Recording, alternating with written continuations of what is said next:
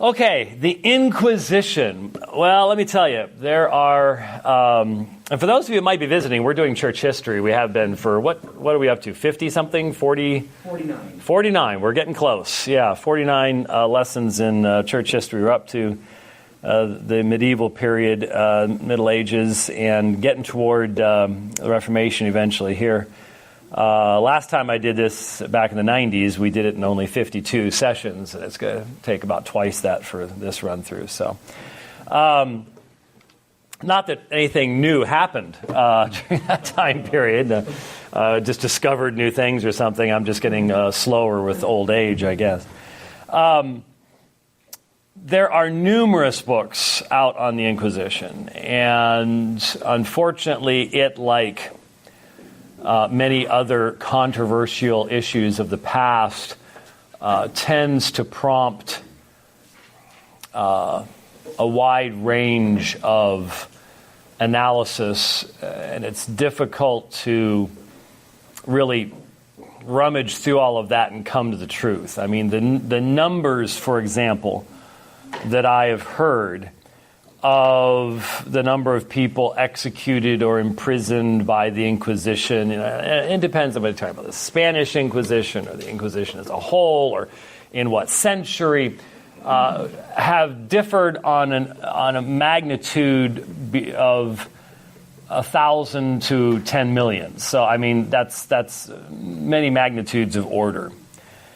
And the truth is somewhere in between the two, obviously, but it does make you wonder a little bit when you have such a massive breadth of perspective.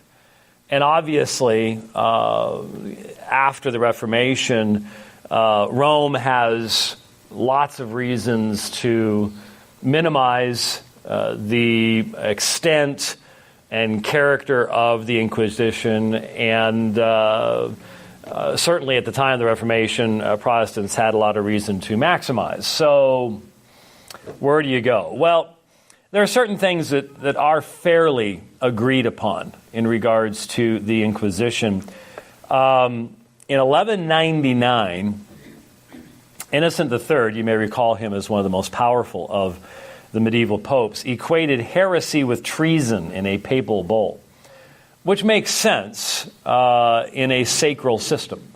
When you have a system of the church, state church, heresy is a rebellion not only against God-ordained truth, but therefore against the lesser authorities of government as well.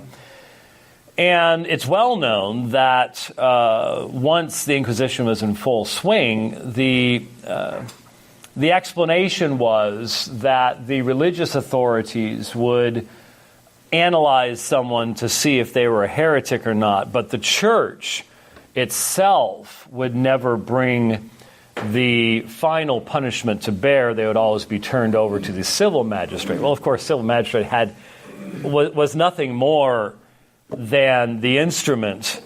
The civil magistrate couldn't go, I don't think it's all so serious, not to worry about it, because now as a civil magistrate you find yourself under the scrutiny of the Inquisition, and that's not a good thing. So, but the idea was to, in a quite honestly fictional manner, maintain the distinction between the secular arm and the ecclesiastical arm. In general, and obviously this would change, in general, what you had in the Inquisition was a mobile court. A mobile court that would move from place to place. And it had certain officers in this mobile court. You had the inquisitor himself, and of course the term, it's to inquire, it's to make inquiry into something, is to look into something. And so normally the inquisitor was a monk, well-educated, literate, with certain level of legal knowledge as well. You would have examiners, which, depending on the situation, would be more or less the torturers. Eventually, the idea was, there was the use of such things as the rack and other forms. The thumbscrew was exceptionally effective at exposing heresy. And if you have ever whacked your thumb with a hammer, you know why that is. Of course, you only whacked it once, and that was it. But the thumb screw is a continuous pressure upon the end of that bone. It's extremely excruciating. And if you're tied down with that thing, you're going to do anything you can to stop that agony. This was used, for example, during the Black Plague, the Black Death, or as we mentioned before, what they called the Great Mortality, and be used on Jews to get them to confess that they had poisoned wells and things like that, which resulted in the destruction of Jewish communities. But these examiners were not always like that. It wasn't always that situation. There were actually some people that would just simply make meaningful inquiry, but as it became more of a political tool, you have less and less of the humans involved and more of the others. You have a socius, who is a personal advisor to the inquisitor. You had the guards, and then you had a scribe, and that's why we know as much as we do about the Inquisition is they kept records. And obviously not all those records have survived to our day, but some have. And one might profitably speculate as to sort of historical editing in the sense of which records have come down to our day and which ones didn't. And maybe there's some still not generally in public view, who knows. But there was a literary record kept. And to be honest with you, this is sometimes this is the only source of information we have about some of the most obscure groups during the period of the Inquisition.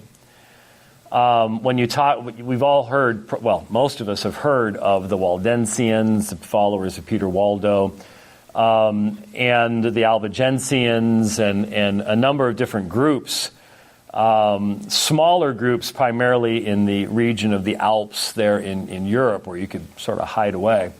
Most of our knowledge of those groups and their beliefs do not come to us from their own writings. None of their writings have survived to this day. They come to us through the mediation of these scribes writing down what was said in the examination of these heretics.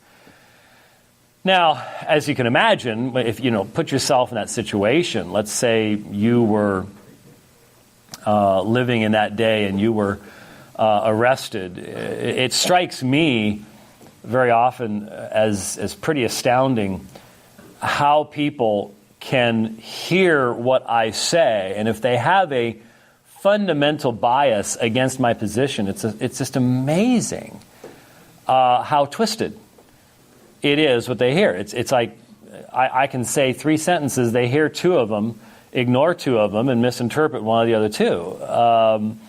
And so it's that's what makes it difficult to, with accuracy, really determine exactly what these groups believed, because there's this unpleasant bias in the recording of much of this material.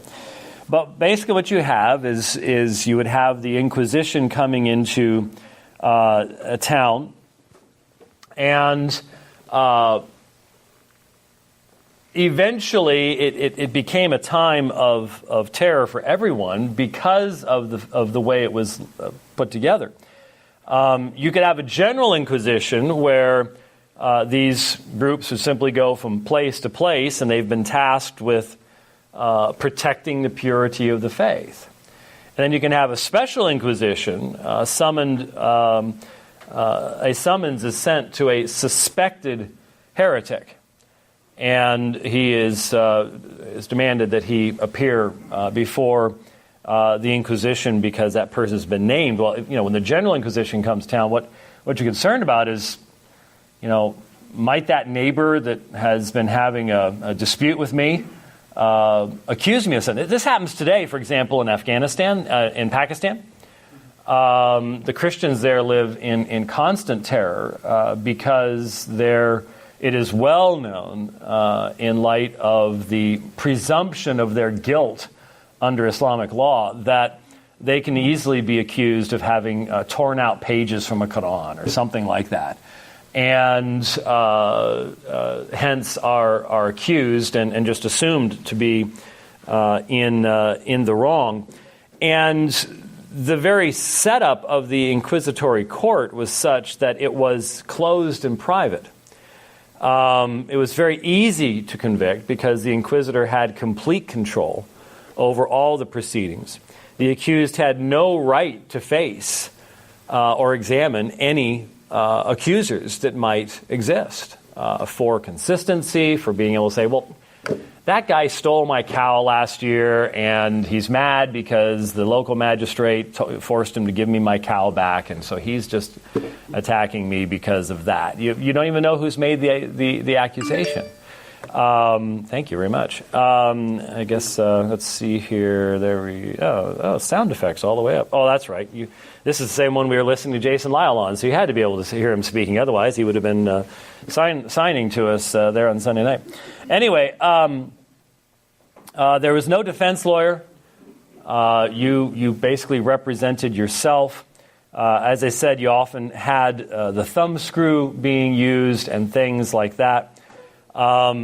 If you confessed, it was not an absolute given that automatically you're going to be executed or something like that. There could be penances. It depended on the inquisitor. It depended upon the infraction, so on and so forth. But if you absolutely refused to acknowledge the accusations against you, and yet the inquisitor determined that you were guilty, then there would be the option of execution, normally by burning.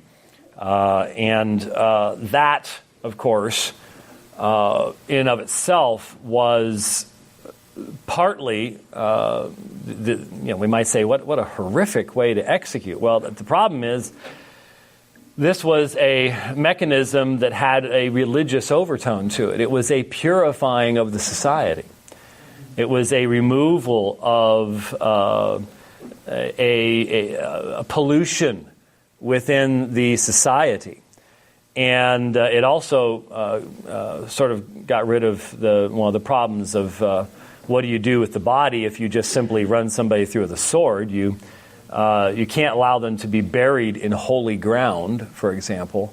But if they're burned to ashes, then that doesn't really matter a whole lot at that particular point in time. And so even, unfortunately, at that point, there would be mankind came up with various ways of doing things. There were fast burnings and there were slow burnings. You could, and unfortunately the Inquisition knew about these things.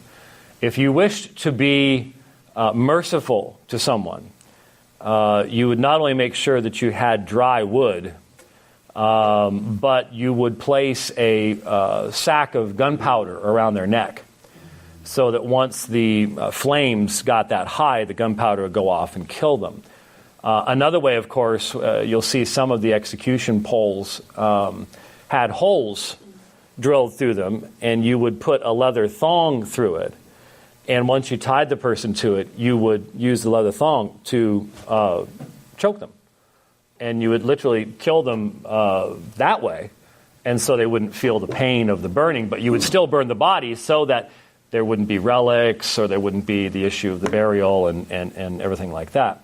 Unfortunately, the Inquisition rarely had that level of mercy, and recognized that green wood would burn much more slowly.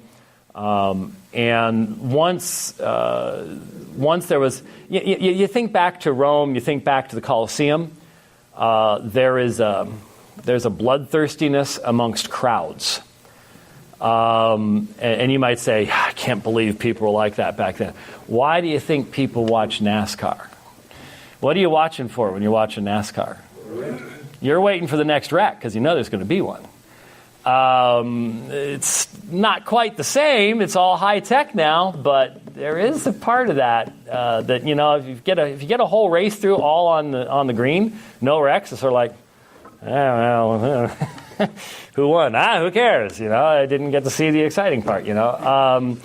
And so the Inquisition would make it to where they would put people above the fire and literally roast them over the course of hours.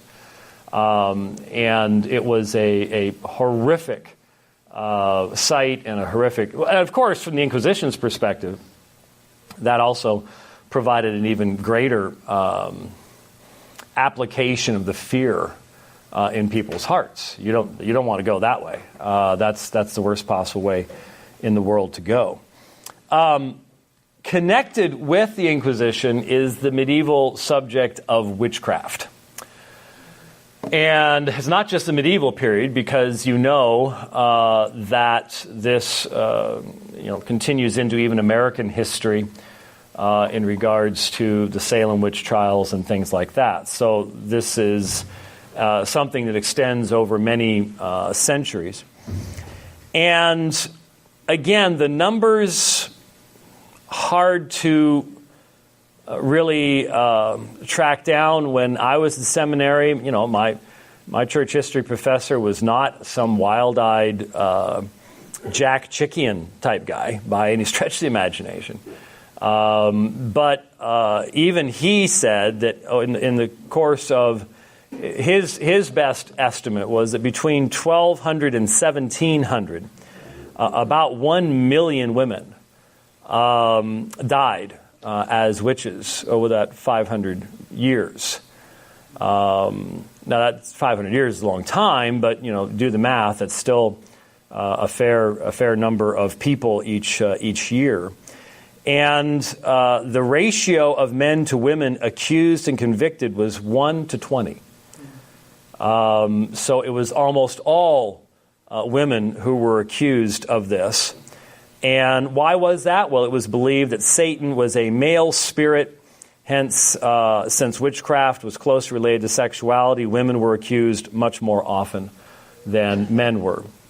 Well, of course, and the men were in charge of the Inquisition, too. I suppose that had something to do with it. The Inquisition against witches primarily centered in France, Germany, Scotland, England, and Italy. So primarily a very much European concept. The popes were big into this. There's much papal writing on the subject of the Inquisition against witches. Gregory IX in the 13th century decided that Satan had shifted his strategy to a frontal attack against the church via witchcraft. And so in 1223, Gregory gave papal credence to many popular concepts. He said Satan had recently appeared in Germany as a toad, a black cat, and a ghost. Satan inhibits production in animals, plants, and men. So if there is a downturn in crop production, if your goats aren't having enough kids, milk production, whatever else it might be, this is probably due to a witch in your area. And so you start looking especially at the odd women, maybe the odd unmarried women in your area, and they're probably casting hexes on your animals and things like that. And then when the Pope is saying, yeah, this is, you got it, that obviously gives great credence. Boniface VIII and his physician, Arnold of Villanova, in 1294, made a quasi-scientific study of witchcraft and sexuality.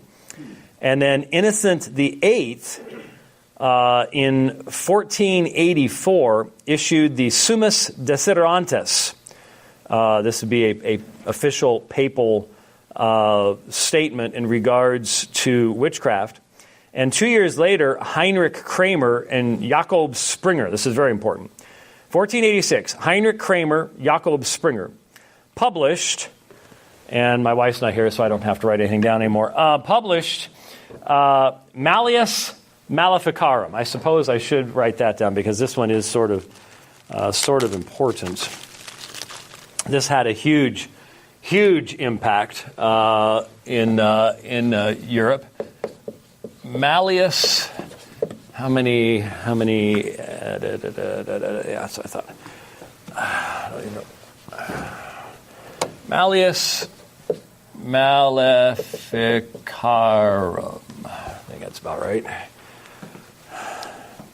Malleus Maleficarum, a hammer against female witches. A hammer against female witches. They toured all over Christendom investigating and executing witches. And the book was a codification of popular witch theory based upon their Inquisition and their interviews and their experiences as they traveled around Europe. Must have been quite the interesting experience. Some of the popular theories codified by Malleus Maleficarum, which was just taken as this was the book. This was referred to and believed by pretty much everybody. And to be honest with you, the Reformation laid the seeds of moving away from this, but the Reformers wouldn't have really thought of rejecting most of this. We talk about Erasmus and the fact that he honestly believed that the mosquitoes which plagued him during the summers and in the warm weather were demons. And Luther made reference to a certain lake high up in the mountains. If you threw a rock into it, a tempest would come up because that lake was the abode of demons. And so there was a very strong belief in that type of thing. And so to even question something like the Malleus Maleficarum probably meant you're a witch. Some of us think back to the witch trial in a certain British comedy where there's no way out of the accusations. And what that was reflecting was that's sort of how it was. There was no way out of the accusations. If you even dared to question the validity of the questions, that meant you were a witch too. It was just you're stuck one way or the other. And so some of the concepts that were codified in the book, that there was a pact made with the devil, there was something called the witches' Sabbat, the midnight meeting of witches that they would have. There was the incubi and succubi, that is a male and female demons. The powers of flight. And who believes that today? When was the last time you saw a rerun of Bewitched? Goes all the way back. Where'd that come from? Malleus Maleficarum. And you're sitting here going, come on. 1960s and wiggling your nose. Malleus Maleficarum goes all the way back. Now you know where it came from anyways. You can now amaze your friends by knowing the Latin title of the book from which that stuff came from. The powers of flight, the powers to inhibit reproduction. Midwives were very much under suspicion. Yes? What was the year that this was written? 1486. Now realize 1486 is right before the Reformation. So this is the very same time period. Powers of flight, powers to inhibit reproduction, midwives. There was a drop in the number of midwives just simply because people were afraid to, which led to even more infant mortality as a result, obviously. The idea of love potions and the casting of hexes. Hexa is the Grun word for witch. So the casting of hexes. And so it was just so easy if all of a sudden, something happened to your crops, which might just be blight, it might be, you didn't sow your seeds right or did it at the wrong period of time. There's just a million different reasons it could be. The easiest thing to do was to blame it on, your next door neighbor and their weird daughter that is so strange or something along those lines.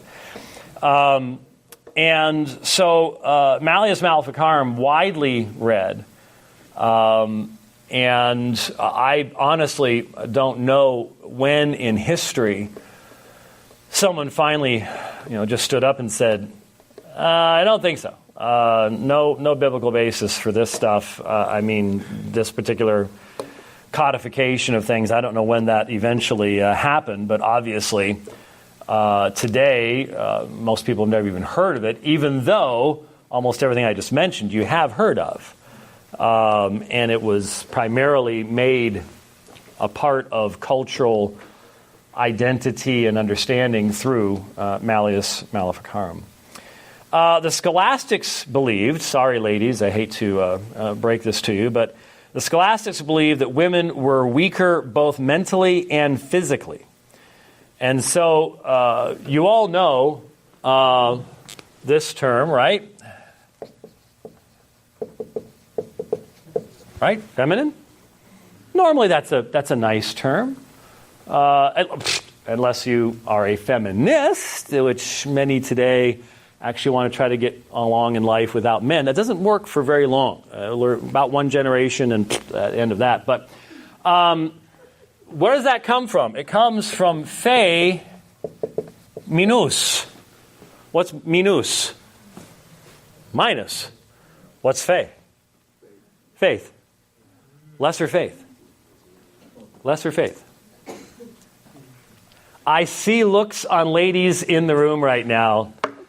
I did not make this up, okay? I hate to be the bearer of this information for you, but yes, feminine comes from feminus, which means a lesser faith.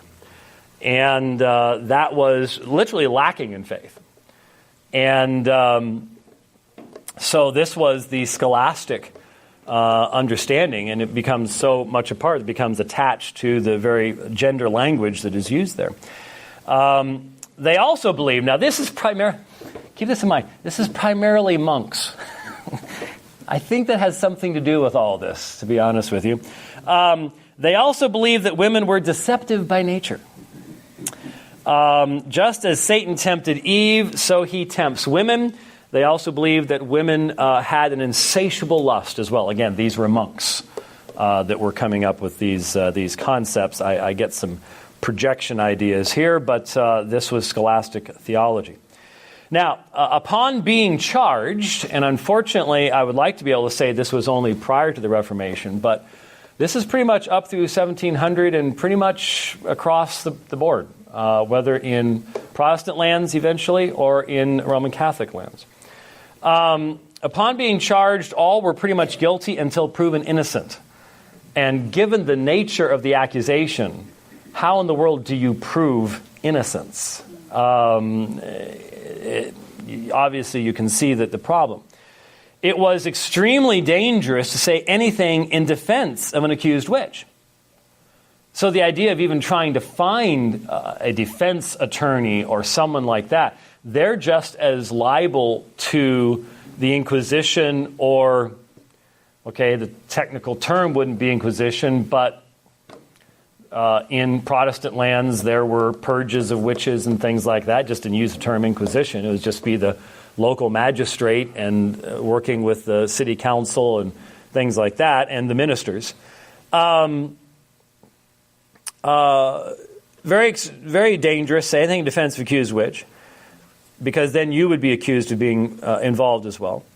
They would remove all bodily hair, so they'd shave their heads. So no charms or imps could hide therein. We haven't gotten there yet, but when Luther was debating in Leipzig, he had a vase of flowers on his desk, and his opponents, that he would sniff once in a while, his opponents said that the demons were hiding in the flowers, and that's why he had it on the table. And so similar concept here, some way of hiding these spirits. Torture was the norm. The thumb screw, which was not just used momentarily, but was simply left on, locked in place until the hands became useless and infected. Hanging by the arms and being allowed to drop to the ground, causing tremendous pain, of course, putting joints out of place, etc., etc. And the rack was usually the last to be used, but it would be used. And these were incredibly painful things that would very often get the resulting confession from individuals. Obviously, most were burned in light of the nature of the crime. Later in the 1600s, especially after the Reformation, they were hanged as well.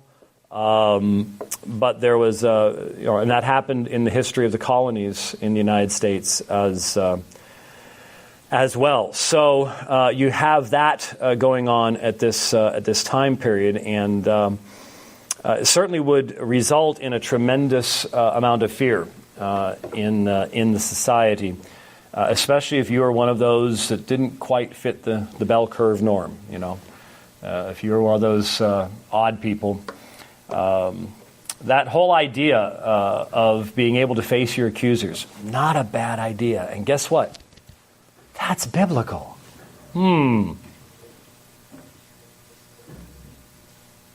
Sure hope that's the neighbors and not someone's car right outside. Not sure you can see through those windows, but it might be good for at least one person just to check. That door's locked. You'll want to go out the back one there. So there we go. All right. So the Druids were probably swept up in this as well, correct? Oh, sure. Yeah. Yeah, you bet. Anybody outside the norm would definitely experience all of that. Yes, the sun is hitting the back wall, and I'm feeling the heat coming our direction. I don't think we're going to have winter this year, unfortunately. All right, let's introduce. Yes, sir. This late in the medieval period, was there still a remnant? I was kind of bouncing on Ray's question about the Druids. Was there still a remnant of pre-Christian paganism in Europe that was underground? While like 99% of the people you're talking about were innocent, that there may have been like a small remnant of men and women who were, clinging on to a lot of this sort of activity. Yeah, probably in the backwoods or places like that, Germany and things like that. Sure, yeah. I would assume that there was. I've never done much of a study of the history of the survivors of paganism in medieval Europe, but given that it continues this day, I don't know if that's just a revival. I think there was probably always some of that there, yeah. Now, the subject of mysticism is a large one. We won't finish it this morning by any stretch of imagination. And it's interesting to me that mysticism exists in every religion I've ever encountered. It doesn't matter what religion it is. Glad to see you come back, brother. Good. Figured if you were gone another 5 minutes, we'd send a rescue party after you.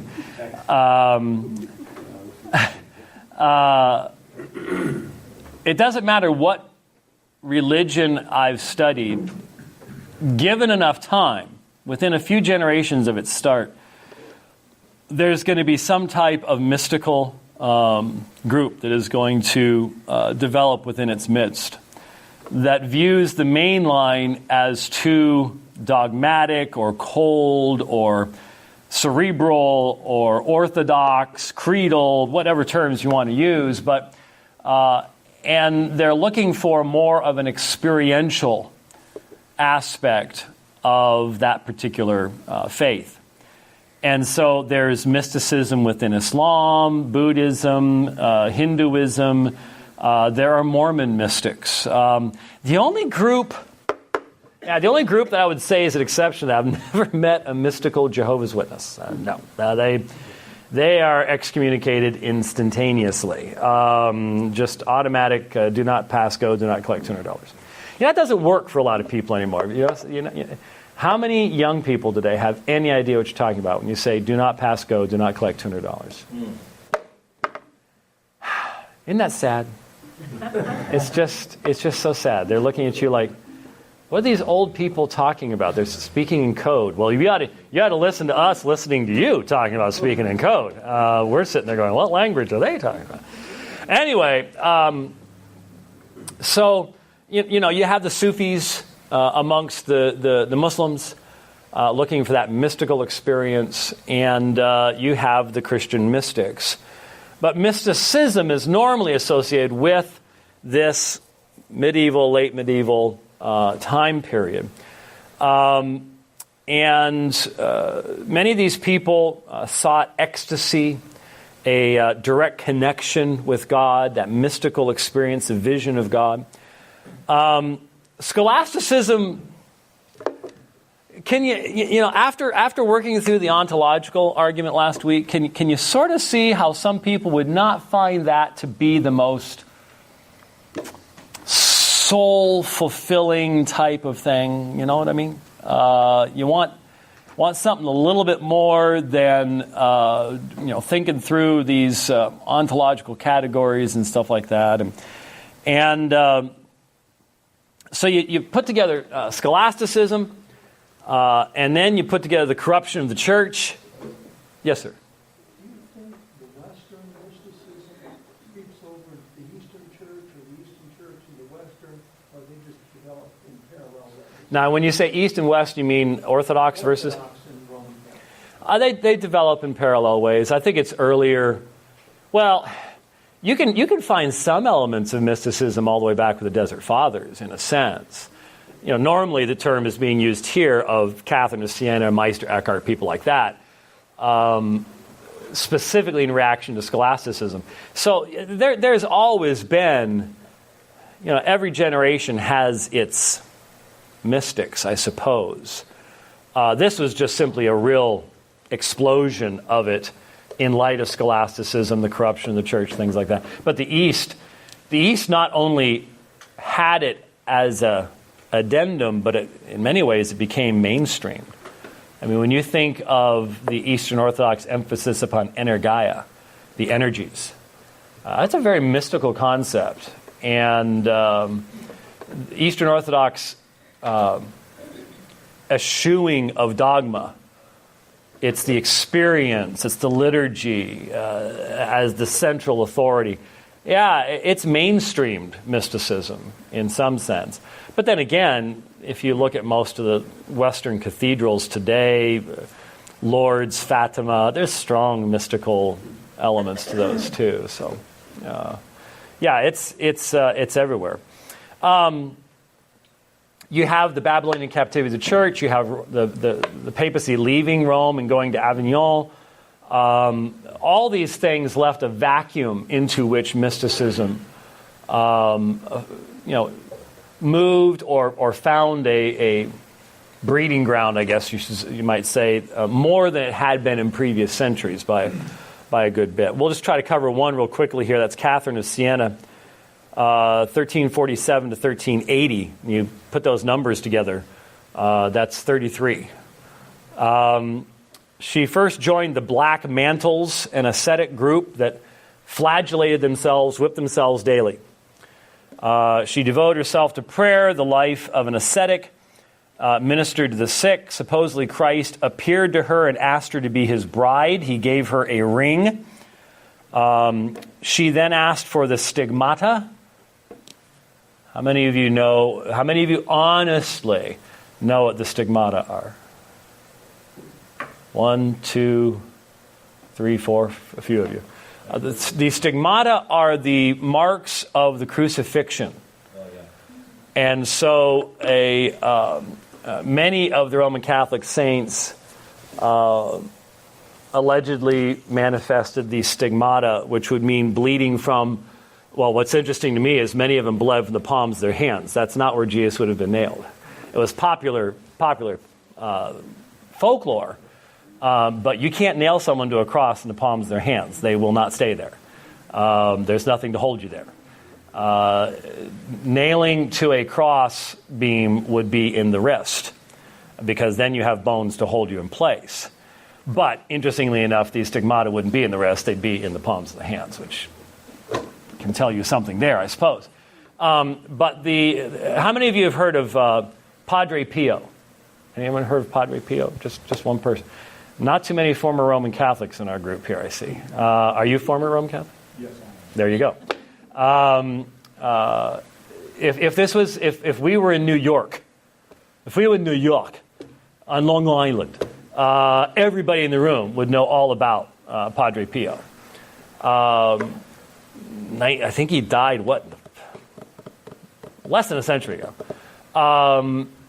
Maybe, I forget what his dates were, but anyways, extremely popular. Stigmata, had to always have his hands bandaged because they were bleeding. His feet would bleed, his side would bleed. These were signs of close communion with Christ. And so this is something that Catherine of Siena requested for herself, would be to possess the stigmata. Unfortunately, there's more to go, but the explanation of the stigmata kept us from finishing up. So, make a note, in case I forget, we're sort of halfway through Catherine of Siena and talking about the mystics as we ran out of time. All right? Let's close the word of prayer. Father, once again, we thank you for the opportunity of looking back, and even though we often see things that are troubling to us, we just ask that you would help us to have proper understanding, see how we have been influenced, even by errors in the past, in our modern day, so we might properly have a vantage point to look at ourselves with some level of objectivity. But Lord, in all these things, may we be reminded that your word is always the touchstone, it's always the standard, and when your people forget that, bad things can happen. And so, with that in mind, Lord, we ask that you would bless the preaching of your word in the next hour. May we hear and may you be glorified. We pray in Christ's name. Amen.